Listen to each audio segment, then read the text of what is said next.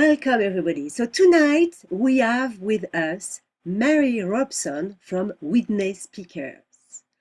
Mary joined Toastmasters in 2005 because she wanted to improve her confidence generally and to become better at professional presentation, staff training and chairing meetings, and also at round-the-table chat and storytelling at dinner parties. At that time, she was a dental surgeon. She has now been happily retired for several years. But she has stayed in Toastmasters because she loved the opportunity to grow and develop skills that are relevant in all aspects of life, to learn new things and to be better and more confident, whether it is giving high-power presentation or reading bedtime story to her grandchildren, and to work to a common purpose with such a diverse group of individuals, ages, nationalities, background, profession, objective, and outlooks. Mary took a slow and meandering path to DTM over 14 years. She has held most committee roles, been a pathway guide, an area director, and belongs currently to 5 clubs, including a club in Santa Barbara in the US. She has successfully coached 1 club, sponsored another, and started Witney Speakers, which started at the start of the lockdown, and now has become, at least for the moment, a hybrid club. She is currently president of Witney Speakers and also a secretary of North Oxford Speakers. So let's welcome Mary Robson, and Marta will ask the first set of questions. Over to you. Hello, Mary. Hi there. How did you go about the process of embarking on hybrid meetings, and why? When we'd only just chartered when lockdown happened and we were growing a very successful community club.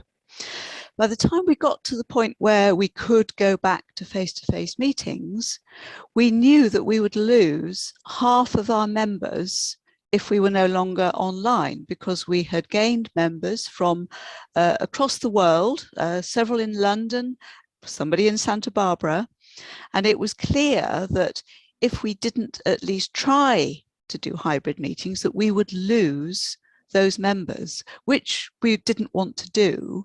And it would have meant that we had very low numbers to try and build on again through what could be full unlock, but who knows what's going to happen in the future. So we consulted with our members and we had a very, very clear steer that hybrid was what we should try to do. Now, this is fine to say, oh, let's do hybrid. It sounds very easy, but in fact, it is quite a challenge, as we found out. So that was why we decided to do it. And we went about it in a very methodical way. I used it as one of my Pathways projects, which is always a great thing to do. So we had a team and we worked it up and worked out what we needed to do and proceeded from there. And so far it's certainly proving successful, but it is quite hard work. I imagine that. And what was the first hybrid session? Was it easier or more difficult than you thought? And if so, why? Well, from my point of view, it was very, very stressful because I am not a tech expert. And I can push buttons and I can do the right thing, but I don't know how it all fits together. So we were very, very fortunate to have 2 real experts, one in our club and one in another club that we brought in to help us to set up. So there was a lot of work that we did initially. We had a couple of trials to try it all out and see if it worked with a few people online, just to see if it worked, so that when it came to our first actual meeting, we did feel ready to go. So I think that when it actually happened and we didn't have any big technical hitches and it all worked well, and yes, we could hear you and they could hear us. So in the end, I think it was perhaps easier than we feared that it would be, and mainly because we didn't have any major technical problems because of the work and the homework that we'd done before we actually started. That was actually fabulous to see the process you went through preparing to that first session. So I'm so glad that it was easier. But what, in your view, are the critical essentials to guarantee successful Toastmaster hybrid meetings? Well, one of the things that we felt was really critical was that it should be a fully integrated hybrid meeting, so that our members could perform any role, any speech evaluation from either in person in the room or online. So it couldn't be an in-person meeting with a remote audience or the other way around. We had to be able to make it work with say a speaker online, an evaluator in the room, table topics master in either, people called on for table topics from either, I don't know what you would call it, either situation. So that was one of the really important things that we wanted to put in place. The other, a lot of the other really important things are the practicalities of how you organize it, because it is a lot of work to be able to set it up. At the moment, it takes us an hour to get everything set up properly, so that it's ready to go without hitches at the beginning, because that also was important, that once we started the meeting, we needed to be able to go through it in the same way that you would do in an in-person meeting. So that was something really important. Also, we needed the agreement of the members that they were prepared to take on the responsibility of transporting the kit, setting it up, getting ready, taking it down again after a meeting, because obviously this has to rest with the people who are going to an in-person meeting. So those were the things that we looked at and wanted agreement from our members. Now they said, yes, we'll see what happens as we go forward. And of course, the other thing was that we needed to spend some money. So it was very important that they agreed to that expenditure from the club funds. Fabulous. Annelise will ask another question. Mary, you say it's quite successful, yeah, Yes. hybrid meetings. So I was wondering, what criteria have you put in place to judge if the format of the meeting is successful? I think it really follows on, Annelise, from from Marta's last question, which is to ensure as far as we can that the whole thing is smooth from start to finish. And if somebody's got a role in the meeting and they suddenly say, sorry, I can't be in person, I'll come online, that it will still work. It does need quite a lot of preparation by the members doing the roles, knowing that they've got to if they're in the room, that they've got to include the people who are online. So it's important that they're able to be seen by the people in the room. Mm-hmm. And so it's that sort of thing. But also, I think the sound is absolutely critical.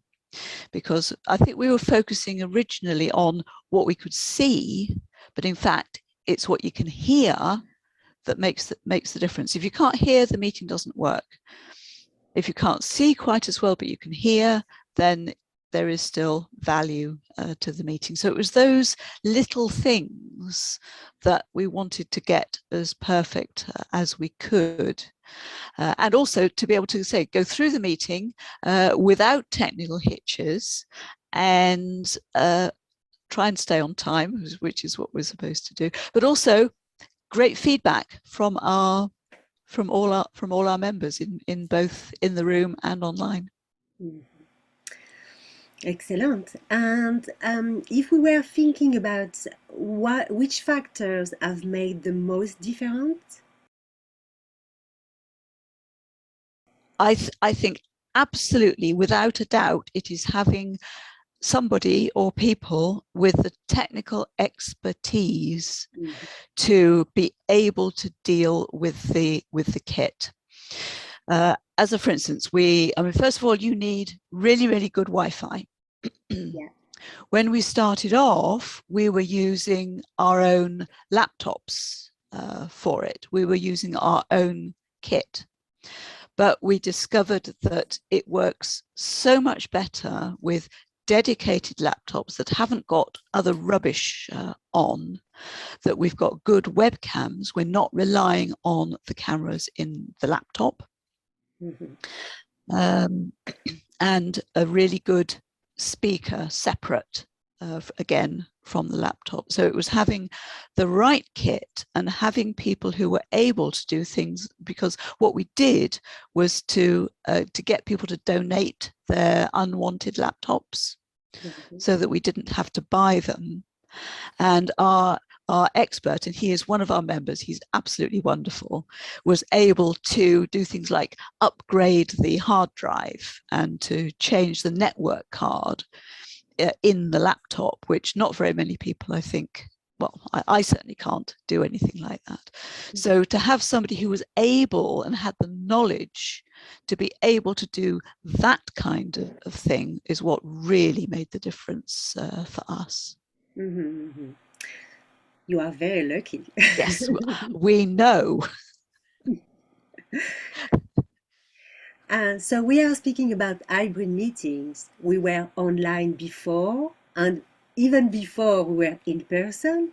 So Yes. what is a positive that hybrid meetings have provided that neither online can provide or in person can provide? This is a very difficult question because they're different.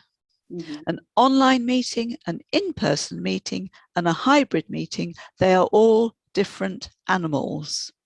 And I can't think that there is one thing that you will get from a hybrid meeting that you won't get from an online meeting or an in-person meeting. You're getting benefit from all of it. And of course, the one really great thing is that we've got the flexibility now. We can have people joining us from California, as we do on a regular basis. Yeah. We can have people coming in to visit from, we had this week, we had 2 from India, 1 from Canada, and they are able to come and participate in our meetings.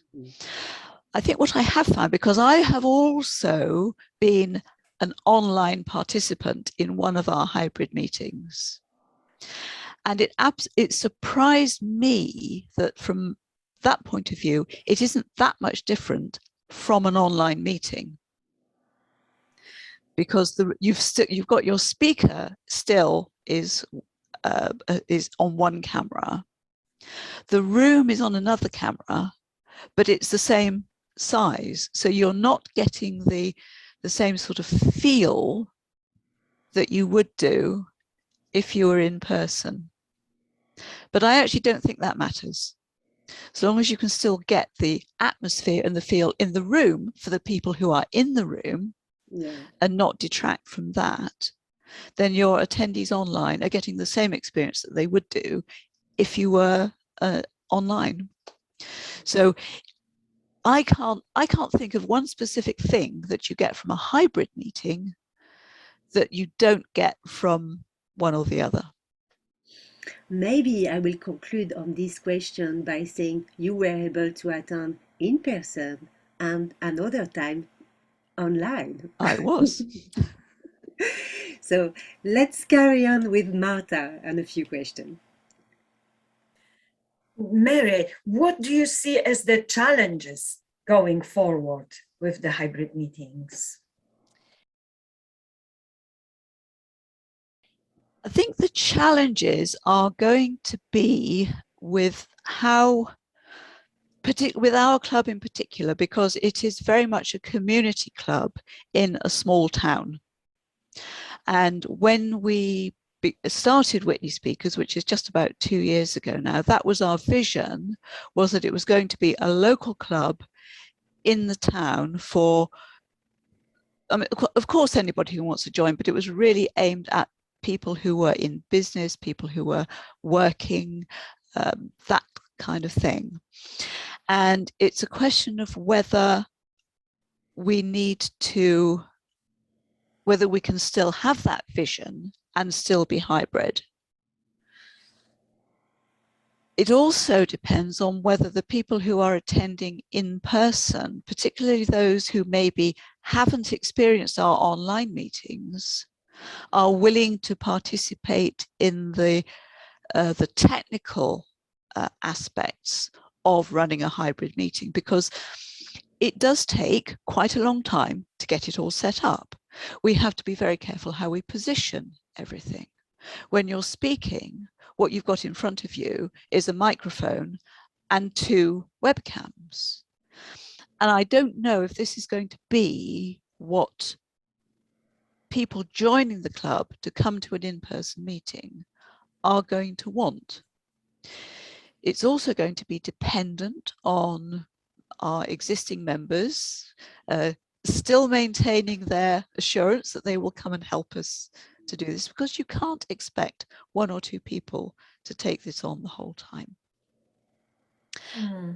And of course, what will happen to those people who are currently coming online as clubs open up and go back face-to-face? If they want to go back to face-to-face meetings locally, will we end up with all this paraphernalia, I'm going to call it, with 1 or 2 people attending online? Then it becomes a decision that the club will have to make. And of course, we don't know what's going to happen with COVID. So yes, those are decisions to make. Yeah. Obviously, when you have in-person attendees, they have extra demands put on them, also on the hybrid committee. What are they, those extra demands? Well, you have to take into account for the people in the room things like how we manage the timekeeping, because it works best if your timekeeper is online. Mm-hmm. But then you've got to have somebody in the room who is also showing lights, or in our case, cards, to the speaker, because they may not be able to see the online timekeeper.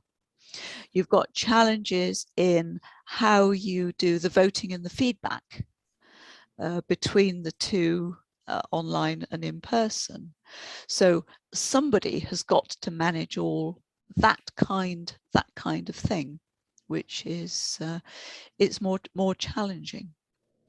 I mean, it's good fun and it's working, but it is nowhere near as easy as what we're used to in an in-person meeting. Yeah, absolutely. What would you say are the essentials that a club needs to do or have in order to make a successful hybrid club, as opposed to successful hybrid meetings? I think it's a willingness and a desire of the members to be in this situation, together with the ability to do it, knowing what to do if something goes wrong. Because to my mind, to make this successful, you cannot have things crashing.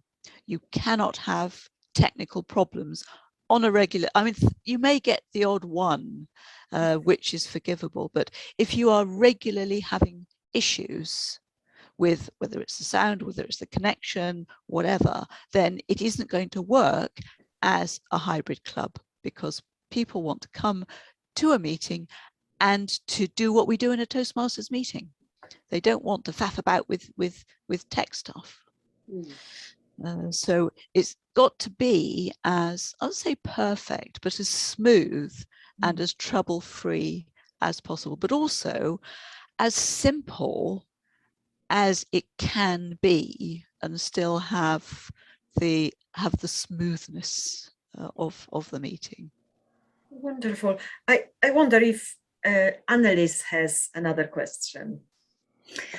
Definitely. Another question. Yes. What advice would you give to people who are reluctant to experiment with hybrid meetings? I would say the first thing to do is, if you can, go and be an actual physical attendee at a hybrid meeting. We have had quite a lot of people coming online to see our hybrid meetings, but as I found out when I was online, you don't get the feel, you don't get the flavor, you don't feel the panic that's going on in the room. So go physically to a club that is actually doing a hybrid meeting, so that you can get a better flavor about what it means. And also, the other really important thing is get the proper technical input that you really need. It's interesting because as I said, I'm not a technical person, and those people who are technical seem to have acquired their knowledge by sort of hands-on experience. And you get so many different opinions about how it should be done, how that we ought to do it this way, and this will work if we do it. I was advised, for instance, to try the Camo app on my phone as a camera, and use that as one of the cameras. Well, it looked absolutely wonderful until it froze. And it meant I couldn't use my phone because my phone was being used as a camera. So it's easy to think, oh, we can use people's cameras, we can use people's laptops, iPads, or whatever. That isn't going to work on a regular basis.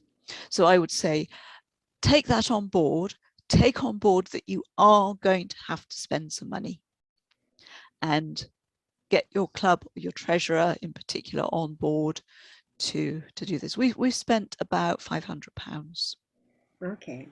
And that was webcams, microphone, a soundbar, what I would call a loudspeaker, but it's a soundbar. Yeah. So you would say you can experiment with some material that is lent to you, but then at some point you will think about investing. I think you have to, because you have to have what I call a grab and go kit, because you've got to be able to hand it all over to whoever's going to do it next time. It's no good relying on so-and-so's this, that, and the other. Will they come? Will they be late? You can't, if to be a successful hybrid club, which I think was the question, is you've got to have that. It's got to be plug and go. I think that's the plug and play. That's the term. Yeah. So to finish off, Mary, do you think that your meeting will still be hybrid in 12 months' time? I don't know is the answer to that question. It will depend on many factors. What I do know is that if we decide to stay as hybrid, we will be able to do so. because we've got the knowledge, the expertise, as long as we don't lose that particular member. And he's very keen, so I don't think we will. Then there's absolutely no reason why we shouldn't be, if that's what our members want to do. Very good. So thank you very much, Mary, for having been with us tonight. And we are looking forward to the next hybrid meeting. Well, you're very welcome to come along and join us and see how we're doing next. Although our next two have got to be online, only it's a contest. So I did want to look at whether we could do the contest as a hybrid, but I was advised very, very strongly not to even try. So yeah, I guess it's we're a going to question do of that fairness again. Yeah, for that. Yeah. Well, yes, partly. So yeah. So indeed, but I've enjoyed doing this, and I'm enjoying the hybrid meetings. See you soon then. Okay, thank Thank you. you so much. See you soon.